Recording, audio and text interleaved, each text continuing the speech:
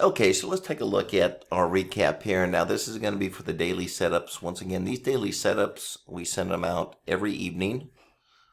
And the way this works is that the trades are put on in the evening and they just let them follow and exit the following day at these designated times. These are patterns. I have a total of 4 different patterns that we're looking at here.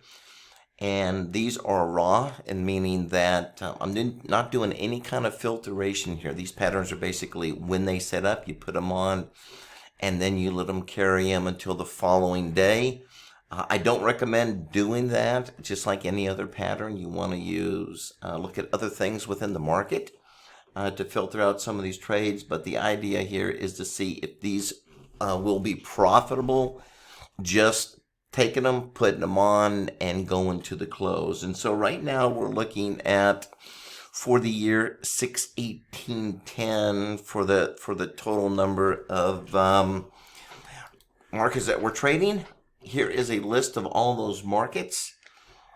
Each one I have listed here based on their results for January of this year up until the end of November. All right, so things got kind of weak. I'm not going to kid you. They've been kind of tough here in the last few months. So we have seen a pullback. Now, if you come over here and we look at the patterns broken down on an individual basis, once again, favorites are always going to be HF for me and the DP.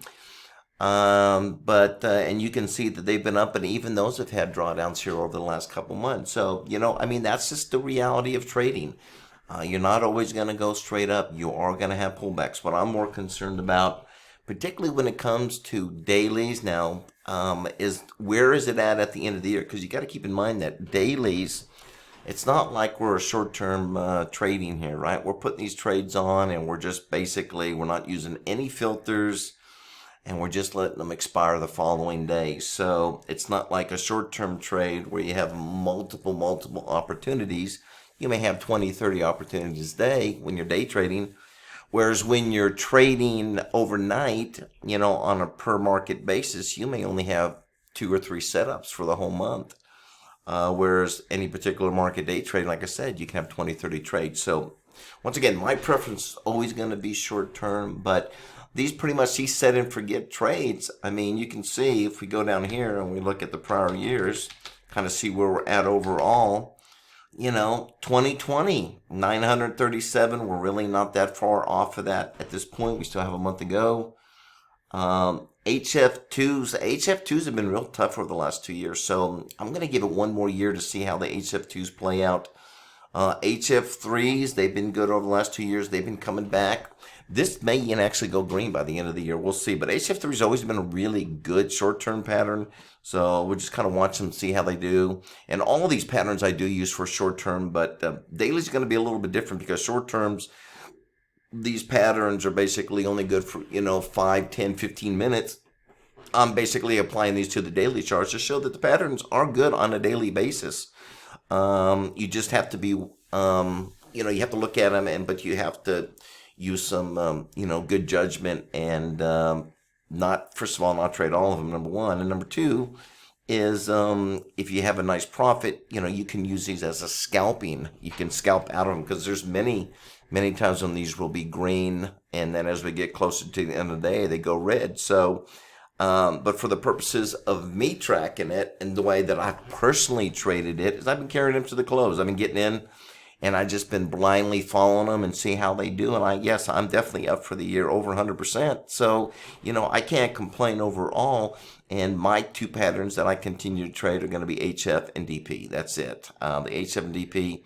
I'm not trading HF2s and HF3s. You can trade that if you want that diversity, but that's basically the way I've been doing. I've been sticking with HF and HF2s because, once again, I don't put a lot of time and effort into day trades. I'm always going to be a very short-term, maybe scalper type trader, okay? Because I think that's where the opportunity is if you, if you want to trade the markets and you want to, have a fairly decent return, you really have to be a short-term trader. But overall, we'll see how we end up at the end of the year. You can see, 2022, not too far away from 2020. I wasn't following the DPs back in 2020, so I don't have any results. 2021, this is not a full year. This is, I think we started in November, something like that, watching the DPs. So that's not even a full year. But this is a full year, so I don't really know where I should be in terms of overall, but it's probably going to be somewhere in this area. $600-700 for the year. So, trading just HFs and DPs have been good, but once again, you have to trade every single one of them, and you have to be willing to go through the roller coaster, just like anything else. And the dailies do require a lot of patience, because basically you're going to have to put them on and not look at them and just, let them go. Now, if you want to trade them, like I said, better way to trade them, if you can follow it, is to scalp them to get out. But if you just want to set and forget trade, it's still not a decent, that's not a bad return, right? Most people have a good 20-30% return. So, it depends on how many you're putting on and what the size of your account is. And then I have them broken down, every single one of them, based on the pattern itself. So here's the Aussie yen. This is the HF pattern. And then you have the HF2, HF3, and DPs. This spreadsheet, by the way, is available, and it's up to date on the website, innovatortradingstrategies.com. You can go there, you can download it. You're going to get the same information there as well, plus all the latest trades as I track it. So I update it every day, kind of see where we are. But as you can see, a lot of these have been profitable. Some are slightly negative, but all it takes is one nice trade or so, and it's going to get it green. But I did this for every single one of them. So if, you have two markets that are highly correlated, you probably don't want to trade them together, right? So just like on the indices, you got the US 500, and you've got, you have the small cap, which is going to be your mini Russell. We have US Tech, which is basically going to be the mini NASDAQ. So, do you really want to trade all three of those indices? Pick the one you like and stick with it, right? Wall Street 30, which is basically the mini Dow. So, you want to use some good judgment there. So anyway, that's kind of where we're at. So I just want to do a quick update once again. Yeah, it's been kind of a pullback here the last few months. And but hopefully we're going and finish the year strong. Right now we're still up for the year, so I'm going to continue to trade through the end of the year. I'm taking every single one of these HFs. I'm taking every one of these DPs.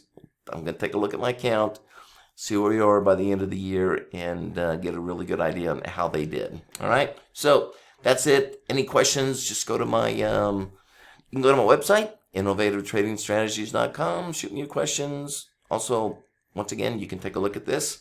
You can look at the prior year. You can download this. You can analyze it, do anything you want with it. And once again, this is something I just offer free to all my subscribers. I just send them out every night. And, there's some people that like what I call set and forget trade. So it's a nice little set and forget trade. All right. Y'all have a good day. That's it. Take care.